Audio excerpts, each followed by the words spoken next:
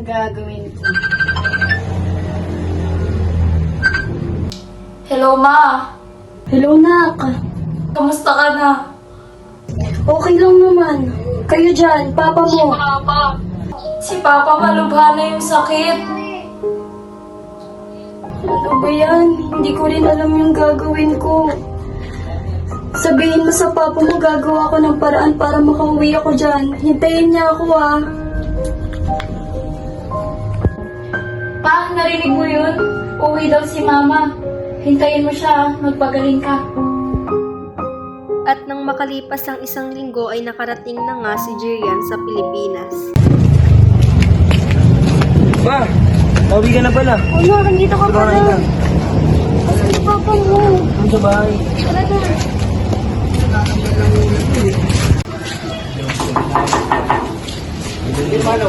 Pauwi na si Mama. Ma, nakauwi ka na!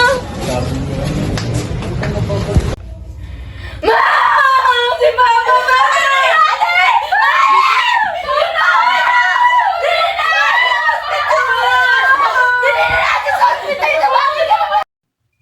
At dinala na nga nila ito sa ospital, ngunit sa hindi inaasahang pangyayari ay tuluyan na nga pumanaw si Thirdy.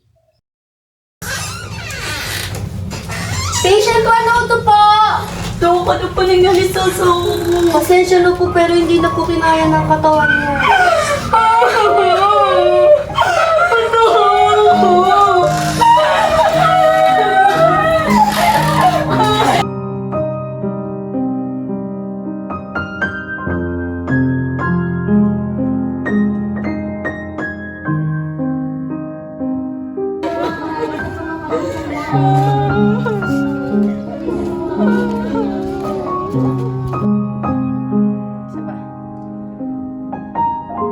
Maki! Happy birthday, Papa! Ngiti ka, Daddy! At tuluyan na nga napalitan ng pait at bigati ang kanilang masasayang alaala. Bilisan niyo na magtapi para makaalis na tayo. Kailangan ba talaga natin lumipat? Oo, Nak. Para madali tayo makapag-move on tsaka para makapagsimula rin tayo ng bagong mundo. At tuluyan na nga silang lumisan sa kanilang tahanan upang makalimutan ang sakit na kanilang nararanasan. Ate, tao po. Ate. Oh, dito lang pala kayo. Kasi, layo pa ng ginagawa.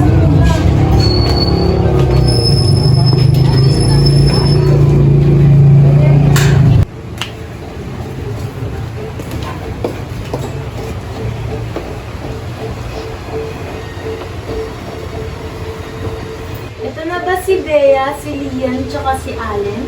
Oo, bless kayo sa tiyan niyo. Hello po, tita. Hello po. Oh, kamusta ka naman dito, ate? Okay lang, ikaw ba? Okay lang. Kayo nga pala ni Dirk, kamusta si Dirk? Yun na nga, ate. Siguro inantay niya lang talaga na makauwi ako sa Pilipinas. Sorry hindi ako nakapunta. Ano ka ba? Okay lang yun. Salamat nga pala sa pagpapatuloy mo dito sa atin. Tara, samahan ko muna ka sa magiging kwarto mo. Yung mga anak mo, dito mo na lang din. Sige, ate. Tapos sa isang kwarto, dun ka na lang. Thank you, ate. O mga anak, pumasok na muna kayo sa kwarto niyo para makapagpahinga na rin kayo. Dali!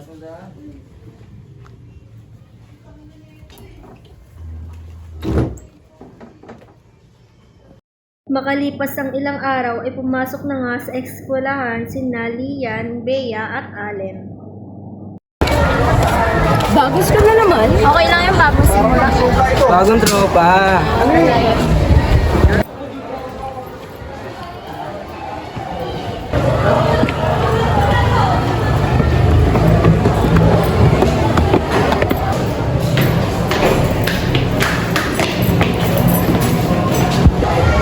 Asan na kayo yung section namin? Ano ba section mo? 21. Ito pala 21, no? Ayan, yun na nga. Iwan na kayo. Kuya. Hindi mo magtanong? Linya. Anong session po ito? Isa na din niya. Ito ba yung bagong transfer? Ano po? Kaya ba ito? Ilang araw mula nung sila ay lumipat sa kanilang tiya, ay nagkaroon ng kausap si Jirian at ito ang kanilang istorya bago mangyari ang kaguluhan. Ganda naman na ito. Add ko nga to. Ano, na-add ko na siya. Sino kaya ito nag-add sa akin? Pogi ah. Accept ko nga. Chat ko nga to. Type lang kaya ako nito.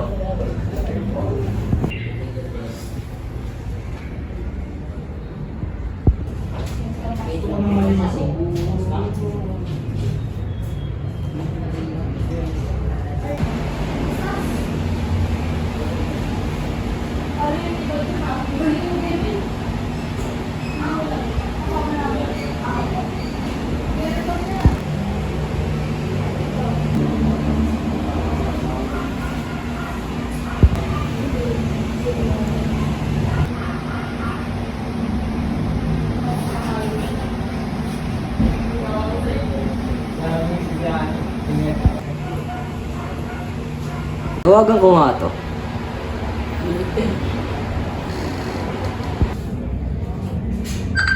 May tumatawag siya.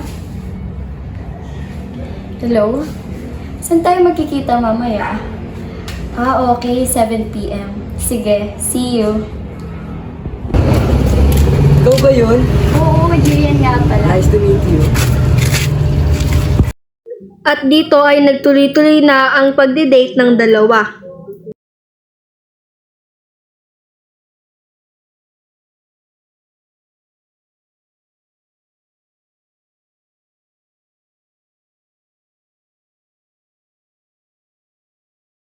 May sasabihin kasi ako sa'yo. May 3 na akong anak tapos kakamatay lang ng asawa ko. Okay lang yan, ano ba? Ang dami pa tatay para sa kanila. Salamat, naiintindihan mo yung sitwasyon ko. Ready ka na ba mag-settle sa buhay? Papakilala sana kita sa ate ko eh. Nakakahiya, pero sige. Tara, gusto mo ba sumama sa akin para mapasyal ka sa bahay? Tara. Sarap ng pagkain nila dito.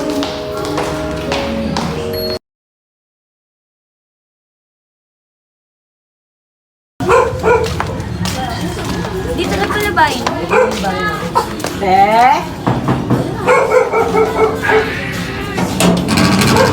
Oo, hindi mo na pala sino yung kasama mo. Gilian nga pala. Tara, pasok kayo. Tara, tuloy ka, gumayon ko nga siya. Oh, bago na naman. Tara, pasok ay dito.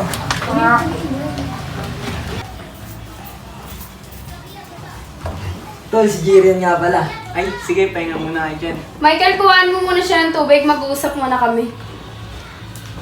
Te, pwede ba magtanong? Sige, ano yun? May anak ka na ba? 3. Isang lalaki tapos 2 babae. Uy, ingatan mo yung mga anak mo ha, lalo na yung mga babae. Iba na panahon ngayon, huwag ka magtitiwala agad sa ibang tao. Beo, tubig ka muna. Thank you. Kanina pa ako nauwi. At dumating na nga ang kalbaryo na kailangang harapin ni Lian at ni Bea.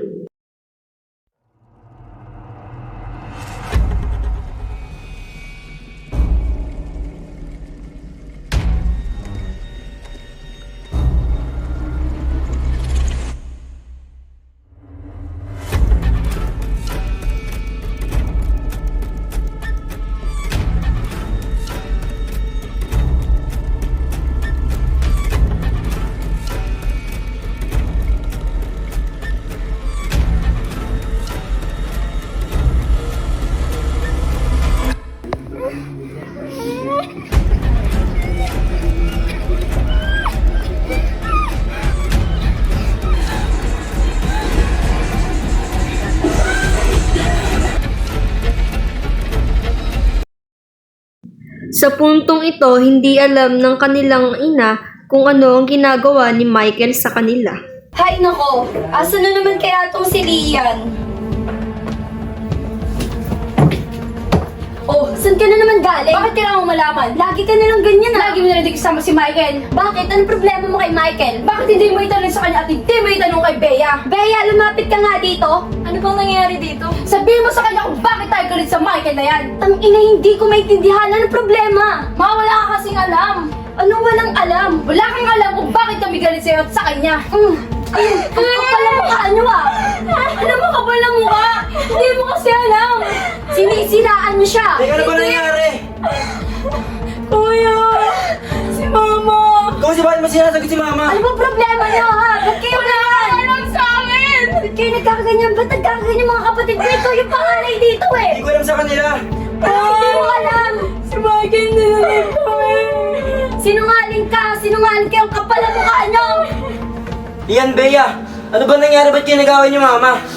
Kuya, yung boyfriend ni Mama, si Tito Michael, bawat gabi wala kayo, bawat gabi din kaming ginagahasa, binababoy yung pagkatawa namin dalawa ni Bea. Ang totoo ba yun? Oh, kuya, saan ka pupunta? Pupunta ko kay Michael na yun. Ang ano ko dyan na punta? Huwag mo nang pagtakpan. Nakakaiyak. Michael, lumabas ka dito. Ano problema? Ano ba tatakbo mo pa rin siya, Nay? Nang dahil dito ay naimpluwensyahan si Allen at nagustuhan naman ni Lian ang ganitong sistema.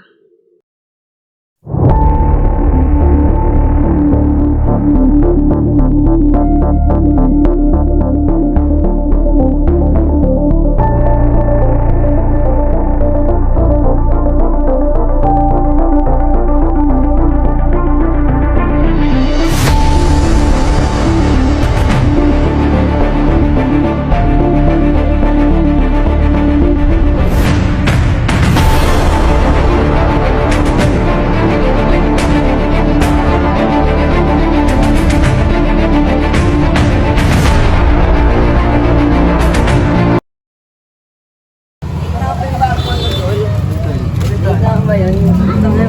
Bili pa ko sa inyo.